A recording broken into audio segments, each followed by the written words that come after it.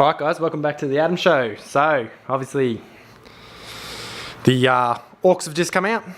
So, thought I would... Well, I'm killing two birds with one stone actually. I've just bought a new camera setup. So, hopefully this is better picture and sound quality. And also, because the Orks are out, I thought I'd show everyone where I'm up to with it, what I'm doing, and where I'm taking the army.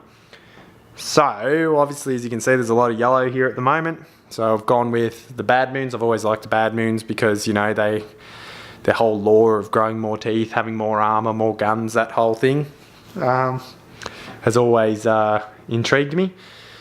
So I've spent a bit of time now. They used to be all different colours, each unit, and I had like a mix mash of sort of stuff, but I wanted to unify them all and go with Bad Moons, so I'm slowly doing that. So leading the army so far, this is Git Banger. So he is a big conversion that I did. I wanted an Ork Warboss in Mega Armor. They only sell Guzgull Tracker as a model that GW sells that's appropriately sized for one. So I decided to kit bash this out of Dakka Jet parts. You know, we've got Sentinel legs. We've got these were Killer Can arms, sort of just chopped up a bit and made into drill and claw hands. And then I've just made him an appropriately giant Dakka gun that can be used as, you know, twin link big shooter, whatever you want it to be, really. Yeah, from what I can see in the new codex too, I'll probably give him the relic. That's, you got to have a combi weapon to upgrade it, and it becomes like a big auto hit flamethrower type thingamajig, so I think that'll go well with him. So he's in there leading the army, you know.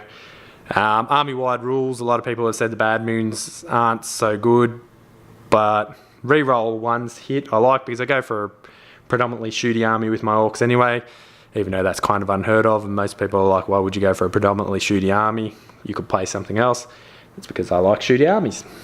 So, you know, for instance, I've got shooter boys at this point. I've got one unit of chopper boys and one unit of shooter boys painted up.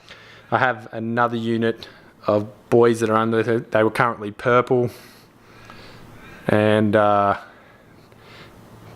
also got the matching trucks, so there's another 12 of these that'll be getting converted over, so that'll give me my 3 troops. Now, in the last edition, you could take, for I think it was 4 points a model, make them hard boys. So every one of my Orks is appropriately armoured up. I really like the look of it. It makes them more bulky. So they've all got their shoulder pads and things like that. They're all armoured up Orks. Now, from what I can see in the new codex, you have to pay 2 points to give them a 5-up save. I don't know if I'll do that. These are chopper boy versions. But what I will do is keep them looking this way anyway, because being Bad Moods, you know, you want them have them all sort of armoured up and choppy. Now, I've given combi scorches on all of the knobs, which I've made just by gluing a flamer to the side of a shooter. Auto hits with Orks, like it's a heavy flamer. I think it's a good thing before running in and chopping some heads. One thing I can see so far is this guy that I converted up, which was a Big Mac with custom force field on a bike. Apparently he's no longer in there. I won't be using the index. I don't use any index. Once codex comes out, I go with what's in the codex.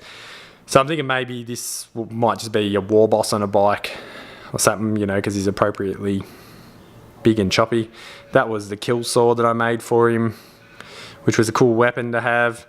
Obviously this represents the custom force field, all that sort of jazz, and little poles and whatnot, and a little grot swinging off the back.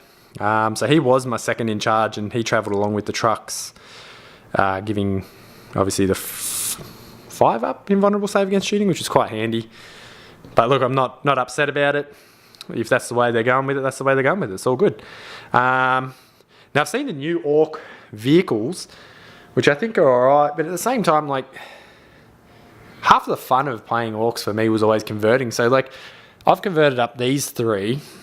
This was a while back. Like, this was one of the old trucks. Now the Orks in the front looked small and silly, so I just used parts to enclose it and make it appropriately rammy with, you know, Ork bits and fill the back up. So this had the twin rockets on it, which was pretty cool. And then obviously I made this one out of the other little buggy. As again, enclosed the compartment, put some choppy bits on the front, appropriate rockets from different models and whatnot, all sort of, you know. And then this was the old Gorka Morka bike here. Same thing again, just enclose the compartment, put some bits on, some rockets. So as much as I like the new vehicles and that, I over the years have seen some people come up with some brilliant conversion work, and I think that's part of the fun. GW, I don't know, you know, they've stopped selling things that they don't make. That's all good and well, but you know, I'm happy to do it. I like GW games, so I'm not going to whinge about it. But I'm just saying, you know, conversion work, you can still make some really cool looking things.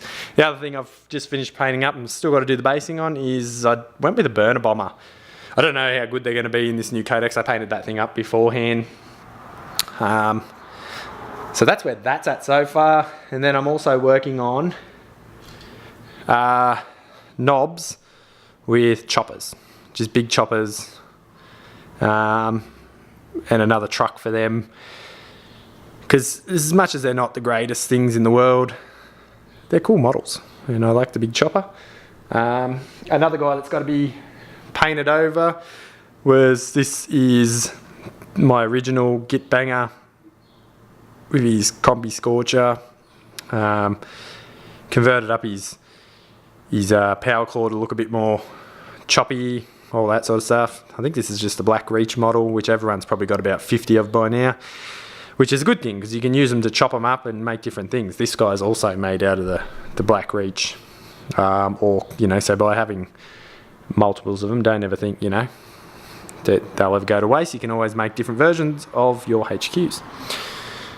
So he's in it, and obviously, yeah, as I said before, I've got more trucks on the way. I've got some killer cans in the army. I did buy a heap of Storm Boys as well, which, as I was seeing in the new codex, I'm going to be able to deep strike them now. So I'm thinking of running 3 10-man units in some of my other videos, like my Tau and stuff like that. I've put drones in my armies and that for the board control. A lot of missions these days are progressive objectives. So being able to just drop in on objectives and challenge people and stuff like that is a really important part of 8th edition 40k. From what I can see with the Orks, they're looking really good so far to play. Really happy with how the paint job's coming up so far. And yeah, so if you're playing Orks, let me know what you're doing, what's working for you, what's not working for you. If you got any feedback, yeah. Anyway, I'll keep getting these guys painted up and get them ready to go on the channel for their first battle report as a Bad Moons only army.